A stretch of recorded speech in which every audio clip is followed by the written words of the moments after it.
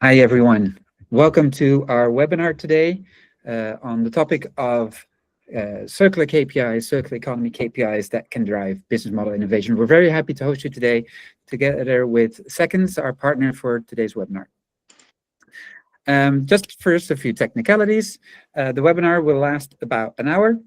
So we'll make sure that you can leave at 5 on the clock for whatever meeting or fun activity you have next. We're very open to any questions you might have, so please use the chat for that purpose. And we will be recording the session today, so we can share the recording afterwards with whoever wants to rewatch it or for you to share it with colleagues. The agenda for today, we'll start with a short interview in a second.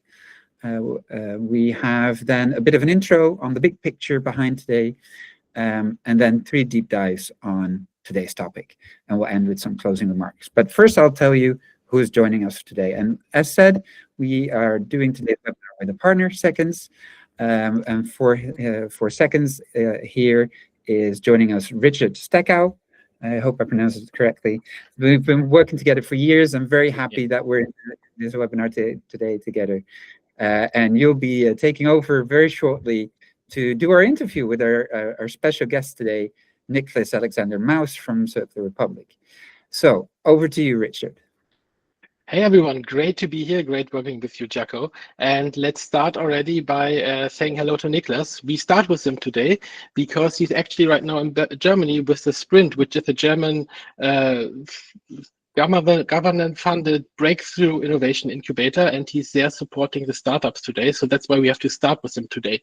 In general, Nicholas has been with Lorenz, which is a water meter company, for 8 years plus, seeing their transformation towards circular economy.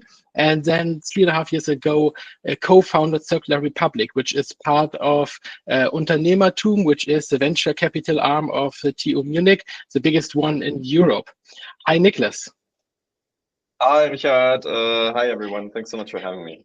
Hey, great to have you in on short notice and with all the stuff that's going on. So thanks for taking the time. And that's why we will jump right into the topic. Starting with your history in Lorenz, right? At Lorenz, you kept millions of measuring devices by now in circular loops while really increasing your revenue. What maybe can you say was the one metric that actually drove internal decision? Yeah, funnily enough, because we started off on this whole journey quite some time ago, long before circularity was really a thing. We also didn't call it circular or Kreislaufwirtschaft in German ourselves, and therefore also the metric, the decisive one in the first place, was simply revenue and material cost. And I think these two, material cost probably in the first step even more than the revenue, that's what drove us. The metrics that we then gradually introduced, also without calling them that way in the first years, that was basically the recovery, the product recovery rate, and then the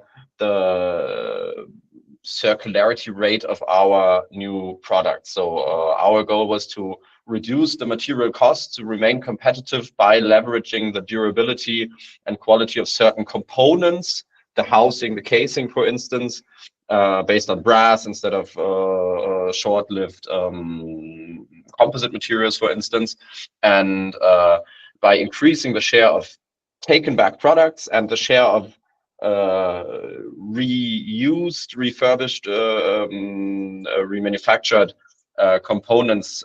That was our main lever to reduce the cost and remain competitive. Great. Yeah, I think it's a case that many people know about, so it's always interesting to hear about it. Now, for the last 3.5 years, focusing on Circular Republic, where you basically create or aim to create a whole new ecosystem, circular ecosystems for your members, which are big companies like BMW and Siemens, but also SMEs and so on. From your perspective, what is the role of metrics in managing circularity at those companies you work with? And maybe what would you change about that currently? Yeah, as always, what you don't measure, you don't manage. So I think a metric as an enabler for actually defining goals and also sticking to them on the various levels that circularity affects. Probably that is the biggest effect. What I would change, nonetheless, is actually the not short-lived profitability margin game, because that sometimes kills all the truly disruptive innovation and only sort of traps us in incremental improvements. But nonetheless, also avoiding to be distracted from like large reportings and so on and so forth, from the actual focus on having a business impact. So a healthy combination of revenue and business case focus with a clarity on the actual impact for the business. Maybe that's my stance on metrics. Got it. Yeah, it's more a marathon and not a sprint, right? The short-term thing is always an issue here. Yeah. Coming to ecosystems and corporations here, basically, because that's for me at the heart of what Circular Republic does so well. A classic argument in circular economy is basically that no single company can close a material loop alone. At least that's what I'm also saying a lot. But actually, some companies have done it, or it seems like it, Lawrence being one, right? So from your perspective, when is an ecosystem actually necessary, and when is it maybe even an excuse for not doing it, and people just push it forward as a reason to not start? Yeah, I think also in case of Lawrence, I think a couple of stars aligned really well that this all worked out so successfully. But also there, even though it's a fairly simple, if you will, case, we did need the ecosystem. The ecosystem simply were our customers and the end users and partly our suppliers.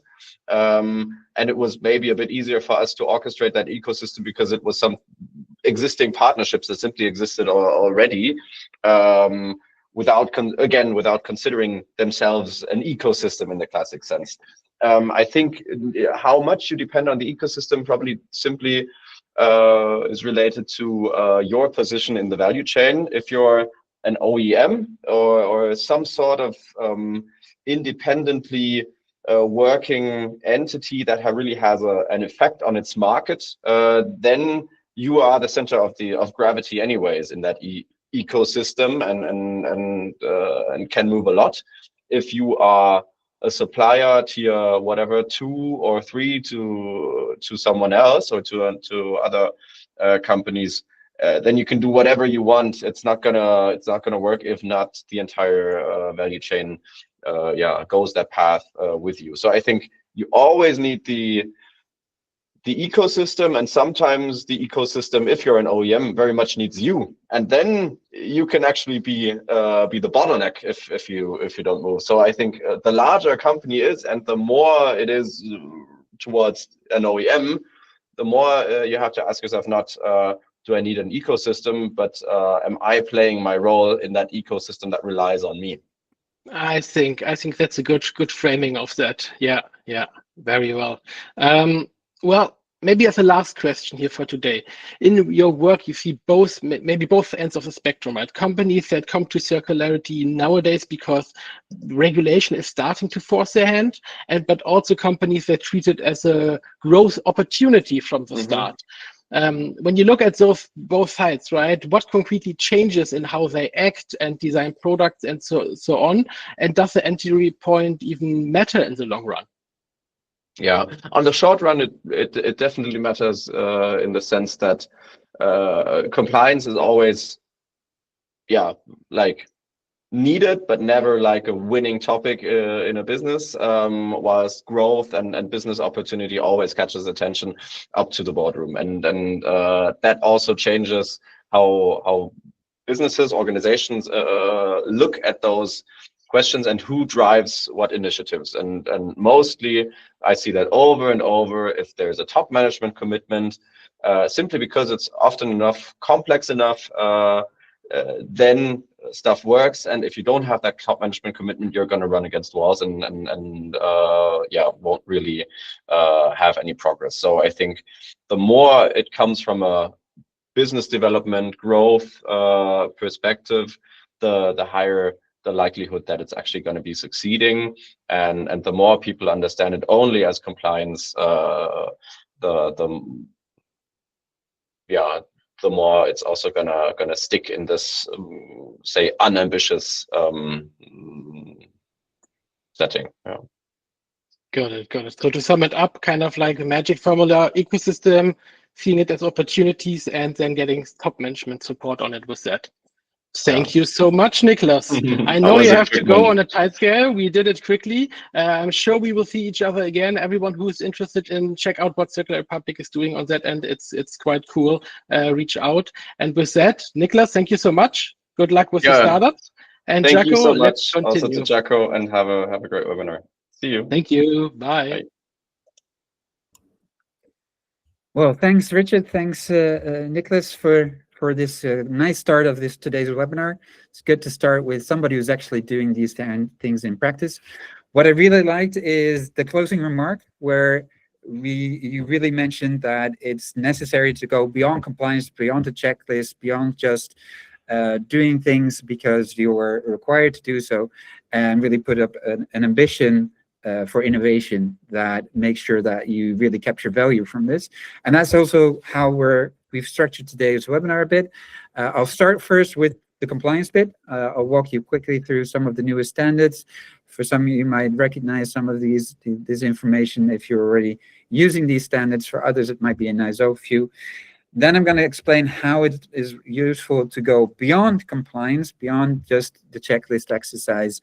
And then I'll pass it back to Richard, who's going to tell you how to then drive innovation with these metrics, not just do metrics for metrics' sake, but really use it to implement changes. So first on the newest standards, there is already quite a lot of background into history, a lot of history into these standards that I'm going to present. It really basically started with the emergence of a tool called material flow analysis, which is an underlying method for things like life cycle assessment, life cycle costing, and now also more and more the circular economy assessments. So material flow analysis really is a tool where, well, the name says it, where you be monitoring and assessing material flows throughout a value chain, usually really from the beginning to the end of a value chain, sometimes just as a business yourself, your own inflows and outflows. And why is material flow analysis such an interesting tool? Because it links a couple of valuable data points, not just the materials themselves, the weight, but also the value that that weight has for operational purposes, finance, if you can drive costs or revenues with these flows, but also environmental impacts and social impacts are usually related to material flowing from one activity to another and then being processed. So as you can see in this diagram, every step in the value chain has cost and resources going into it, materials or products flowing out to it, value, waste, and emissions going out. And this is all captured through a material flow analysis. And this is why it's been, over a couple of decades, been emerging as a tool for business performance, basically. Then moving from material flow analysis to specifically a circular economy analysis. As said, it has a longer record, so it's already been more or less part of things like life cycle analysis, which has been around for decades, which has a strong focus on material or on environmental impacts. But then, say, the last 5 to 6 years, we've seen it emerge, so economy analysis emerge as a separate topic. And you've seen standards like GRI 306, but also the circular transition indicators were very influential, the CTI. They started to implement this topic into their standards. Usually these are bigger standards covering multiple topics, and now circular economy is becoming part of them. More recently, also B Corp and TNFD started to include circular economy aspects into their assessment. Then 2 years ago, it really started to enter legislation. EU at front did that as the first with the EU Taxonomy and the EU CSRD regulations. But now you see other countries in China, Brazil, Japan also starting to make circular economy reporting mandatory. So now you see it's moving from just voluntary reports to mandatory reporting disclosure requirements going to any shareholder who reads their yearly report. Now with this growth of standards and legislation, you also now see, and that's the last 1 to 2 years, you also see a move towards more harmonization, so that all these different standards and regulations talk the same language. You see the ISO norms stepping in, and most recently, half a year ago, the Global Circularity Protocol. For those that know the Greenhouse Gas Protocol, the Global Circularity Protocol is almost its little sister, its twin, who tries to get to the same level of harmonization on circular economy as the Greenhouse Gas Protocol did on for greenhouse gas emission reporting. Well, just to make this practical, if you haven't been using some or all of these standards, just a quick guide on where to start.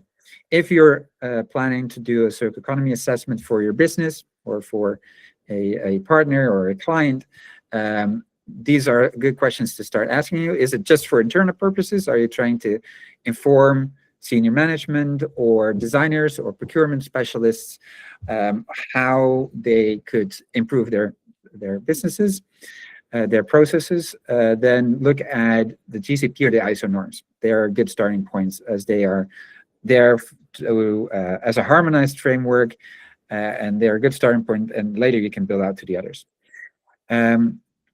The same, if it's really for reporting, especially in the EU context, then look at the EU Taxonomy and the EU CSRD. Maybe you already have to, it might be obligatory for the company that you represent. But they're pretty good starting points if you're really looking to do a yearly report.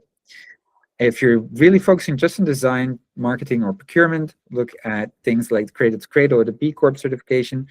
They have the benefit of being certifications, so you can communicate externally to partners, clients, customers that you really achieved a certain level of maturity, circularity.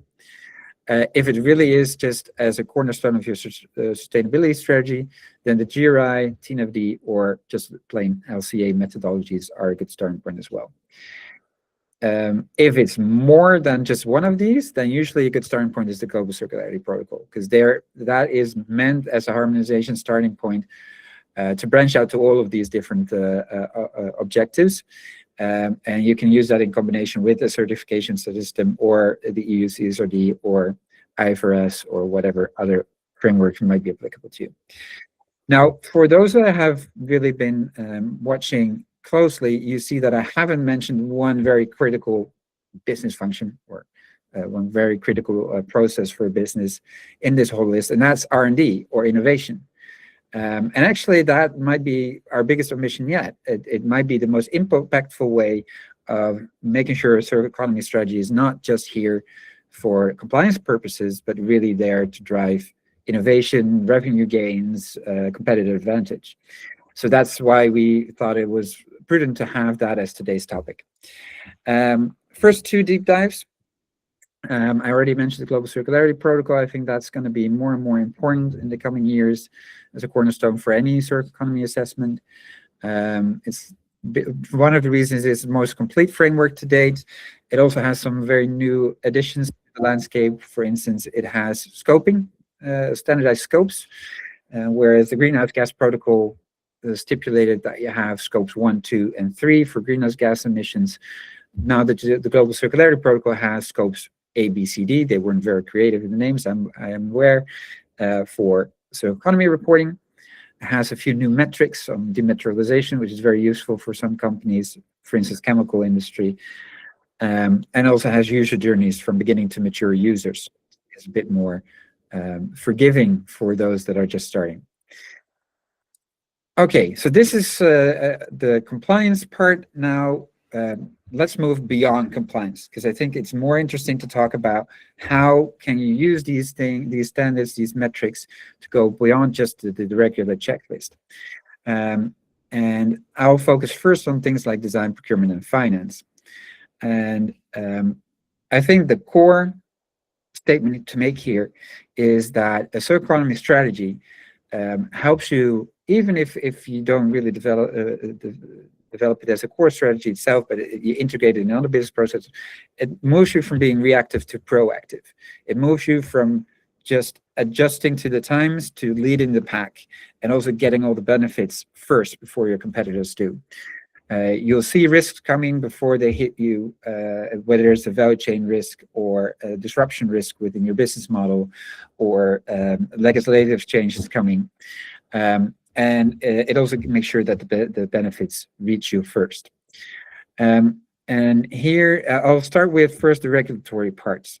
There is a growing number of legislations related to circular economy.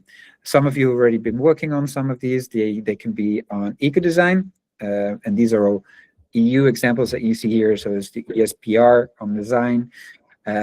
Other regions would have similar legislations nowadays. It can be waste legislation, like the Waste Directive.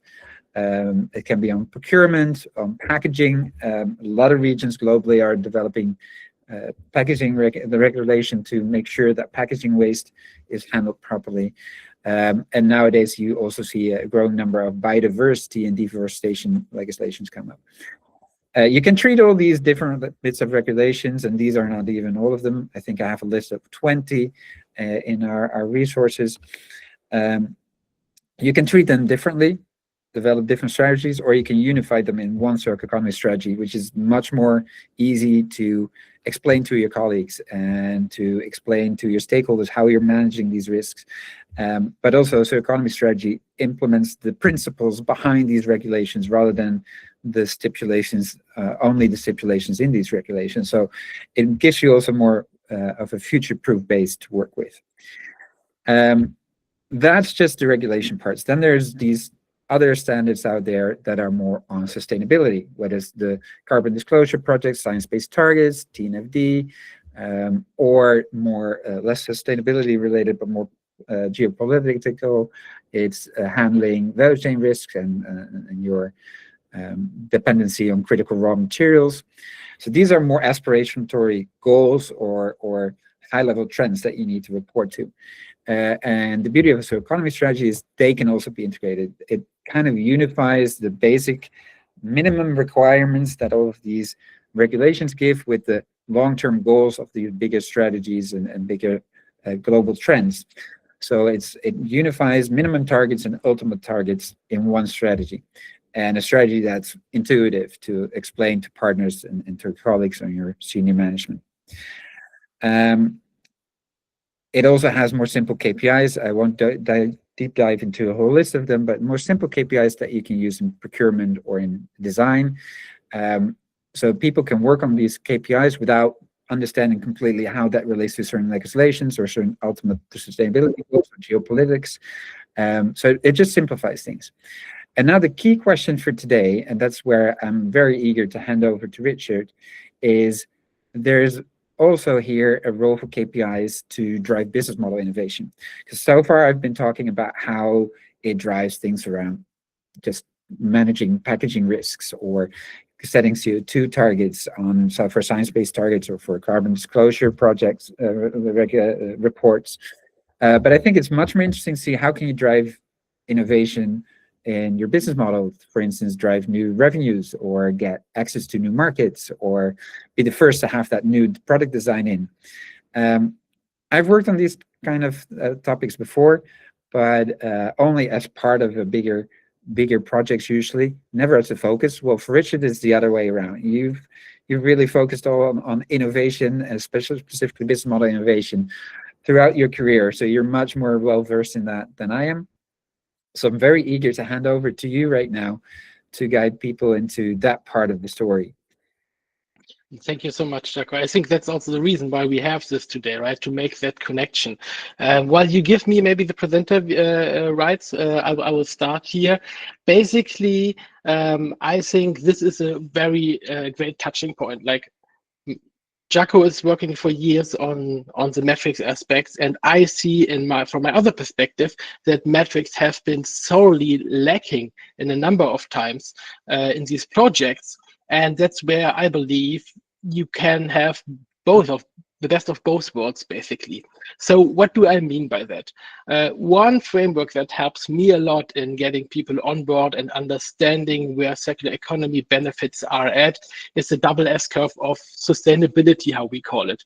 It's derived from, if you know it, Christian Christensen's Transformers Innovators Dilemma, basically, but it's similarly here. The idea here is existing companies are on the first S curve, which means they have their core business model, and to become more sustainable and thereby maybe nowadays also generating competitive advantages, they move improve their current business model, making incremental improvements such as eco-efficiency improvements and so on and so on, also towards the metrics Jaco talked about. But at a certain point, you see it flattening out, right? I can't improve anymore. So I need to jump to another completely different S-curve, a completely different business model, which is what we talk about when we talk about business models and business model innovation for circular economy and therefore ecosystems. So you have that step up, and it also explains that it needs some time until it overtakes, right? So this is oftentimes something that is very helpful when you try to explain people what's the difference, because you have to approach second S-curves differently. It's a new business model, it's a new innovation, it's a new approach, it's refurbishment, which you have never done before, right? So there are a lot of things to consider here. And the link here is very interesting. As I've said before, when we are on these projects, not many companies have managed to also integrate that with their metrics, but those who did or are doing have huge benefits at that point, because you have a lot of impact of those metrics on how you move towards or even from one S-curve to another. Those metrics help you to understand, first of all, obviously, where you are on your first S-curve, right? Where are the issues right now? Where do we need to improve? But also they show you where you can't improve anymore with incremental innovations, right? And so that shows you, okay, we need to change something. We need to step up. For example, if you measure your material flow as a higher granularity right now, right? You understand which materials you need to design out, which you need to substitute, which you need to recover. And that leads you towards, okay, we might need to handle things differently. And once you are on a second S-curve here, they help you to trigger manage innovations. One very common and well-known example is Philips, right?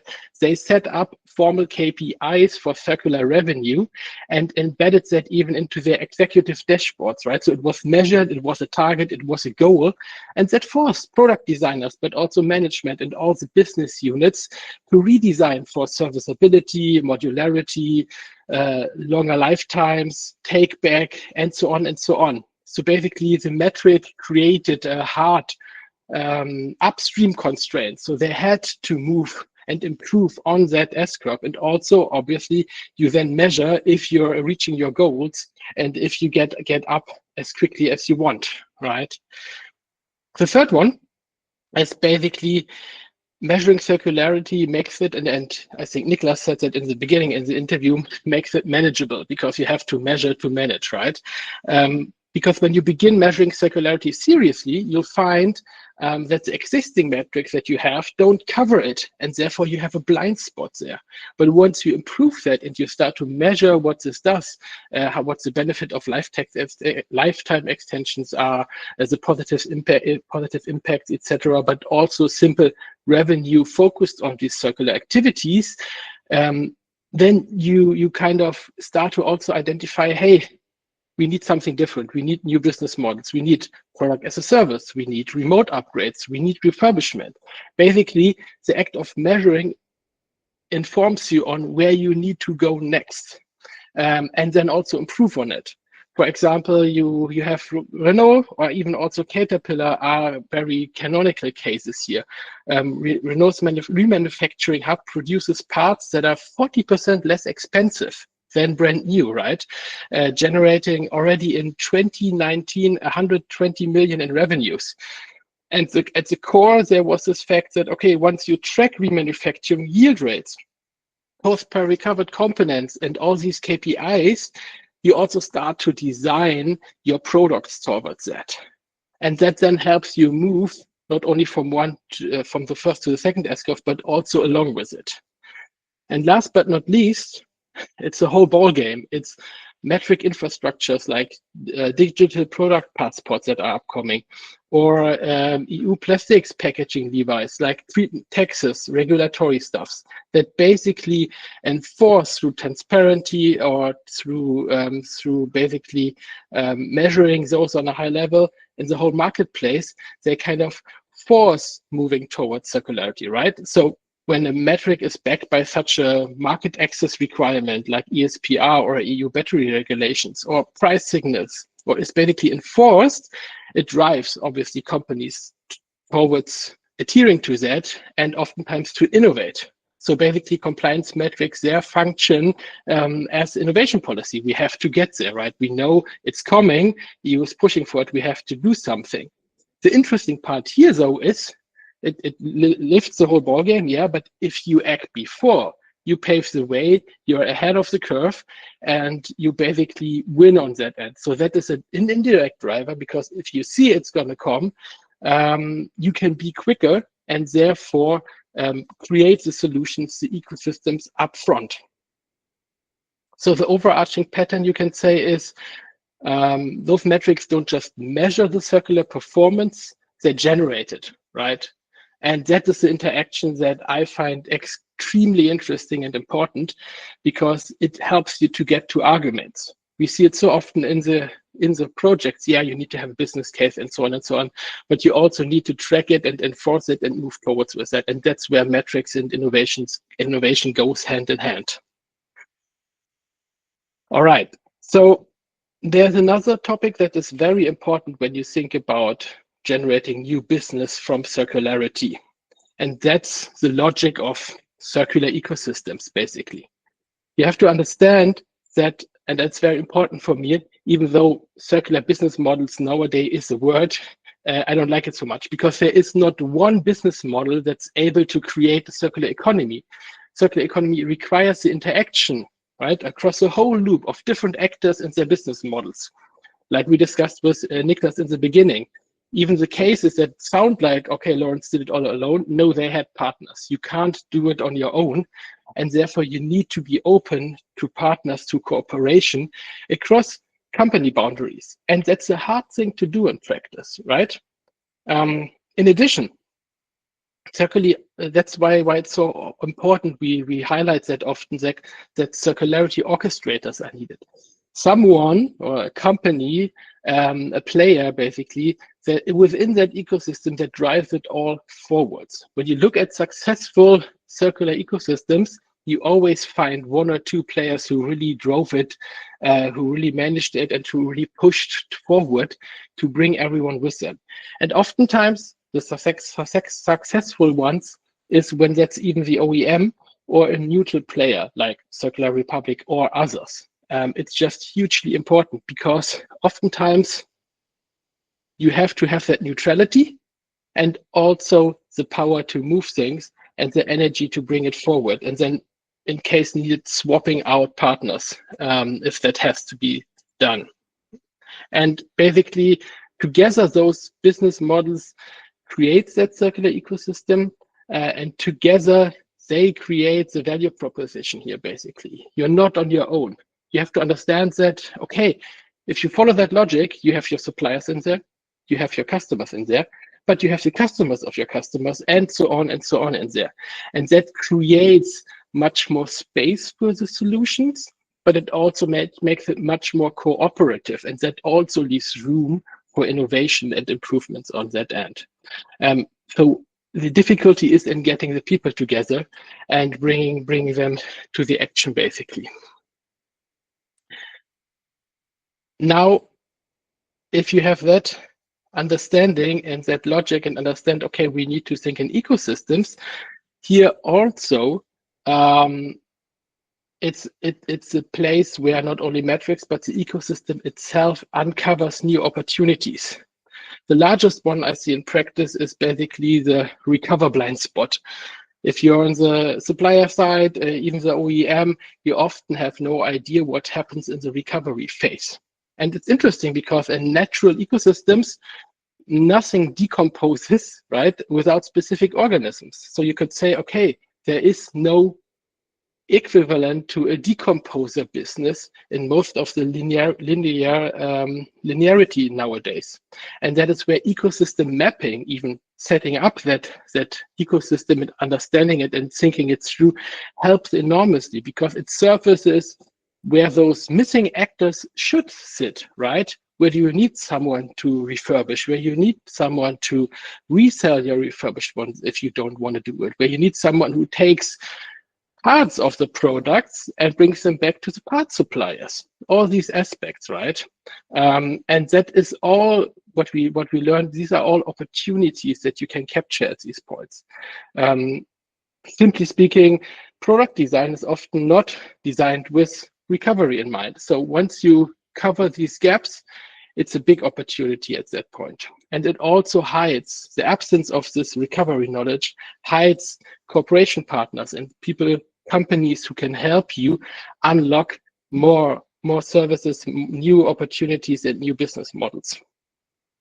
And then that translates to the fact that basically no single business model is circular, like I said before, right? So it's not about a single new product or service, but about the configuration of those complementary business models, and that you can call then an ecosystem as a minimum viable unit. You yourself cannot do it. And that's a practical implication that is easy to miss. So basically, you can't do it alone. It's not one new product that fails again and again in practice. It's a configuration of complementary business models. So you have to work with partners.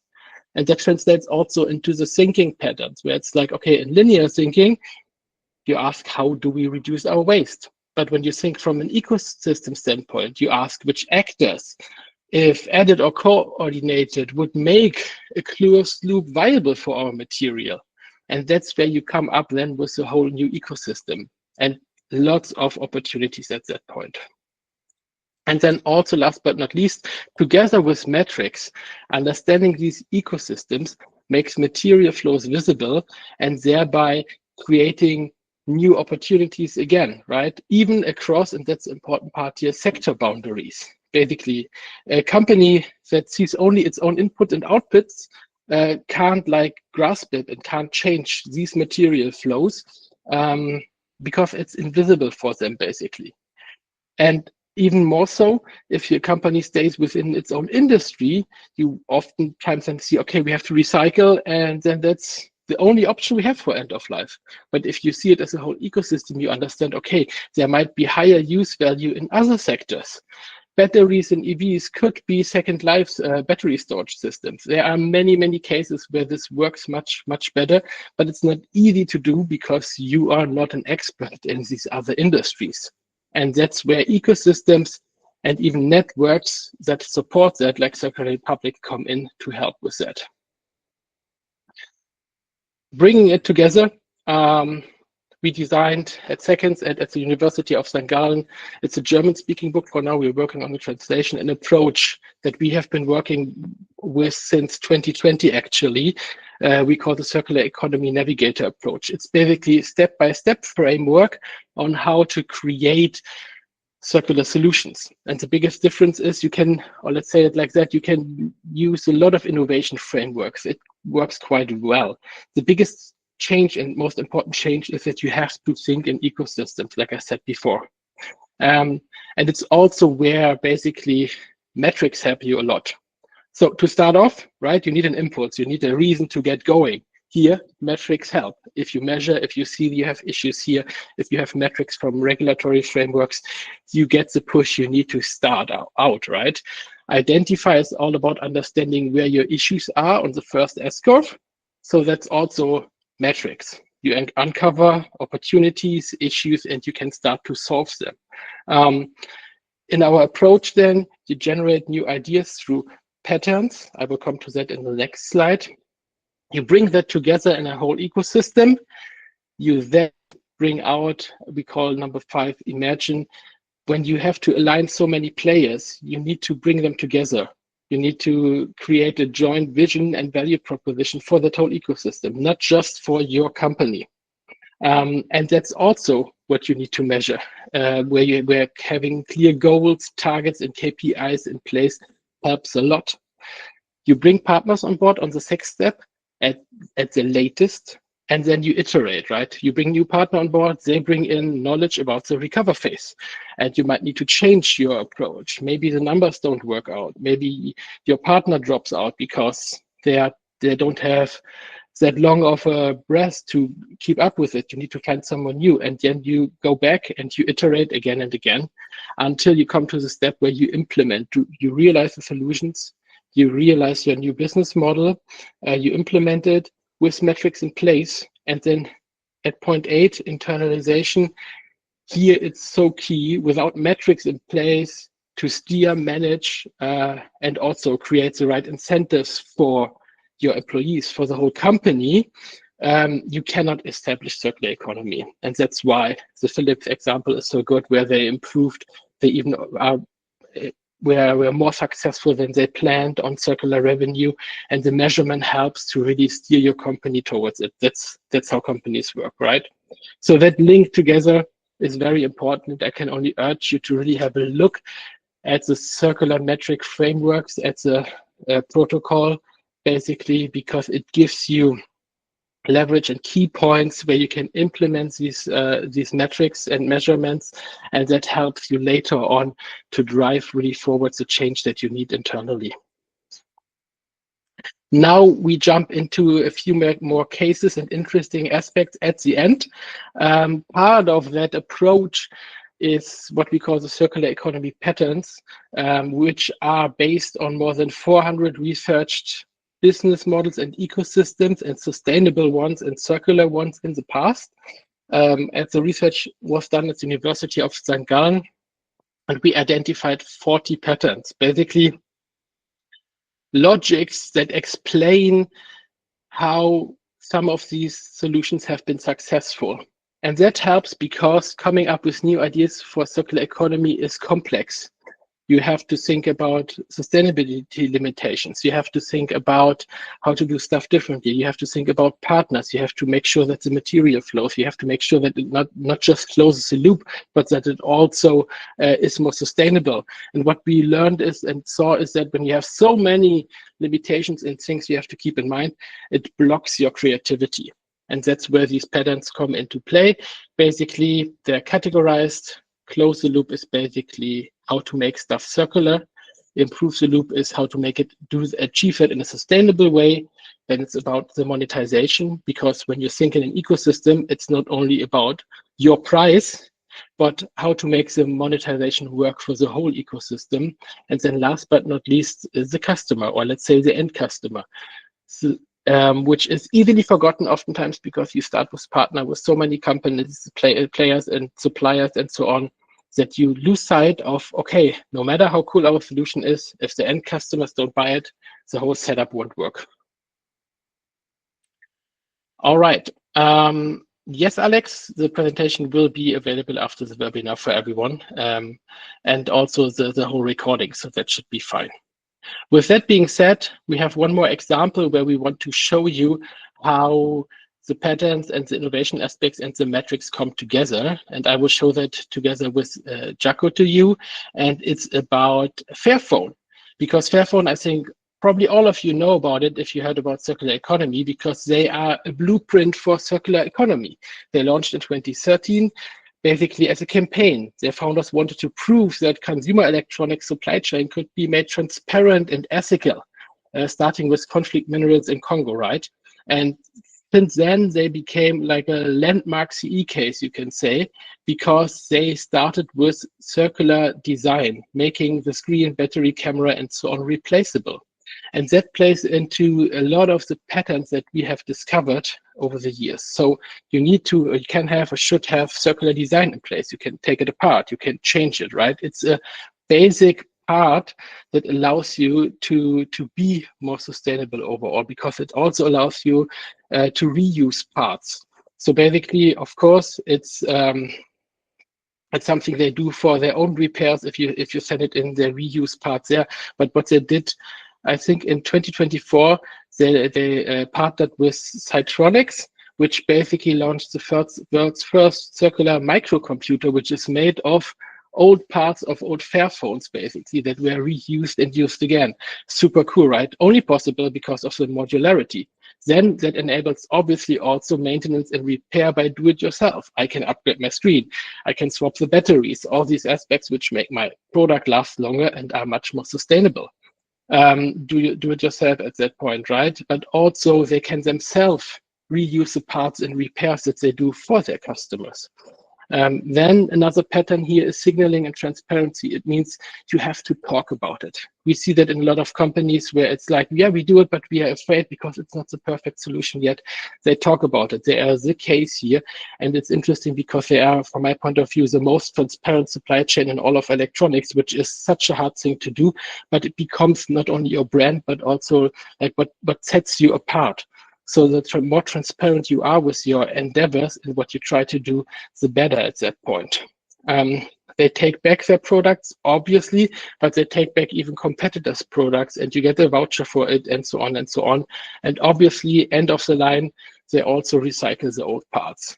So basically, you see a number of patterns that work together within that product, which is actually, if you look at it, a whole ecosystem of suppliers, where Fairphone is the orchestrator that really drove it home and that allowed them to be such a landmark case of circularity. Jaco. Yeah, I really love that you suggested to use this case, Richard, as an example for today's topic, because in honesty, I have a Fairphone myself. I've had this one for 5 years now, which is officially I think you missed one card. This is the longest guarantee you can get on a mobile phone is 5 years, and it's only limited because the Android systems on there have 5 years guarantees of updates.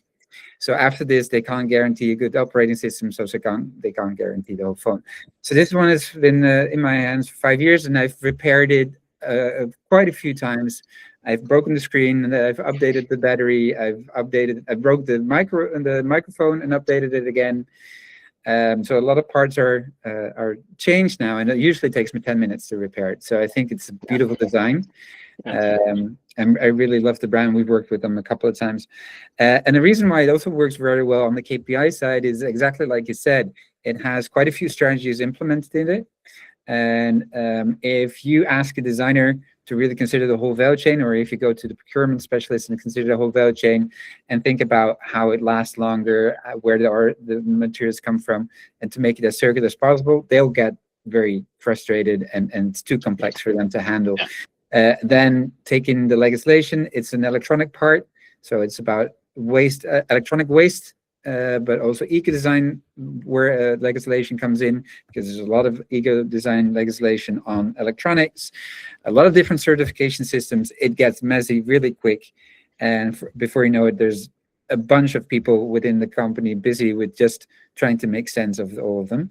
And this is where circular economy strategy comes in, right? It tries to simplify it and then make specific KPIs for specific departments, all landing into one metric for the company being circularity. I just listed some of the legislations and relevant frameworks here for a company like Fairphone. Things like Cradle to Cradle with their banned substances list makes a lot of sense. Eco-labeling, but also the Global Circularity Protocol would work very well for them. And I know they're already implementing some of these frameworks. And just as an example of relevant indicators they could use is recycled content, repairability, design for different recycling grades, recovery potentials. That's actually from the Global Circularity Protocol, circular inflow. These are all KPIs you could use to delegate these tasks within the departments and make sense of it. And they will link to these different legislations and different frameworks, but you don't have to tell that to people. So you can help them be compliant or future-proof even without going into all that complexity. So I really love this example indeed. It's a beautiful brand. If people have time, just look at also the transformation that they have had over the years, because as a startup in this field, they've really struggled in a few years. The first form wasn't that good, but now, like I said, the most recent one I already have 5 years. So now they really are up to date now. It's a really nice company. And what I see now is, maybe because we talk about this so much that I still see new aspects here. If I think about it from that way, the patterns, right, are reducing complexity by helping you to focus on, okay, make it like a part reuse, make what does maintenance and repair would mean for you. It reduces complexity, but also that's how the metric and for example, the Global Circularity Protocol help you with it, because you can focus on that, you can take it, contain certain factors, and you don't overwhelm everyone with the complexity of the whole endeavor. So it's about putting away the hard parts, the whole complexity, narrowing it down on the important ones, and therefore moving forward, because it's a huge blockage if people then are like, oh, I'm overwhelmed by the complexity. Yeah. Exactly. So we've got a few minutes left on the clock, and we promised everybody to let them walk away in time for whatever comes after this meeting. So a few closing remarks. I'm very aware that we're only scratching the surface. We only mentioned a few KPIs. We only had one case study. We didn't get into the nitty-gritty details of the transformative tools that you have on your end, nor did we show any of the bigger resources and lists of KPIs that we have on our end. It's only so much you can do an hour, but I hope this was very useful for everyone. I hope it also showed how circular economy is not just a compliance thing. There's a lot of compliance there nowadays, but it's definitely also something to drive innovation and become the next Fairphone of your sector. Any closing remarks on your end, Richard? I can only agree to that, and I think like I would stick with manage the complexity. It can be complex, it can be overwhelming, but by nowadays, right? We're a few years into that. There are a lot of tools out there that help you with the complexity, and I would just say, like, try to see it from an opportunity standpoint. Like, see what is out there, what can we make work, what can we get new out of it, and that helps you a lot. With top management, as Niklas had said in the beginning. Yeah, very cool to have that person in as well. And now, just as the end, 2 ways if people are interested in how you can dive even further. Of course, feel free to reach out to Richard or me if you have any further questions, or any of our colleagues. I mean, that's why our organizations exist. I know on your end, Richard, you already mentioned the Circular Economy Navigator. Exactly. It's a book. It's for now in German. We are working with the publisher for the English version for now, but you find more information there. Or if you go to Seconds, our website, you find a lot of information. Feel free to reach out also directly. We're very open to talking about it. I feel always like when you work with people in circular economy, let's talk about it. It's cooperation all the way, right? Definitely. And on our end, because we only could cover so much in these webinars that we do, we also set up a new training. Actually, the first cohort is starting next week. So we're very excited to get started. And it's globally the first training to become a certified circular analyst. So really be able to perform proper material flow analyses that will be useful for driving your LCAs, your compliance with these different regulations, or just your internal strategy. And your innovation processes, like we discussed today. If you're very interested in the training or becoming a certified analyst or strategist on circular economy, follow our QR code here, and it will tell you more about the training that we offer. I see also, Richard, there was a question from somebody on the English version. We are probably 3 to 4 more months, sadly, but there's a white paper about the core of the approach out there since 2020. So that's the first step. Or reach out to me or my colleagues. We can just give you an introduction as well. But 4 to 5 months probably. Great. Well, Richard, then all that is left is to thank you for joining us for the webinar today. It was a real pleasure to host you today and do this together. We've been talking about it for a while, and now here we are. Happy that we've got to that part. And also, thank you to all our all of you who are here, still here with us until the end. Thank you so much. Reach out to us if you have any questions. It's great to have you. We need more people working on this. So let's get on with it. Exactly. Thank you all for joining. We're going to close the webinar, give you a few more minutes before your next meeting, and we'll be sending you the presentation and the recording of today in a couple of days. Bye-bye. Bye-bye, everyone.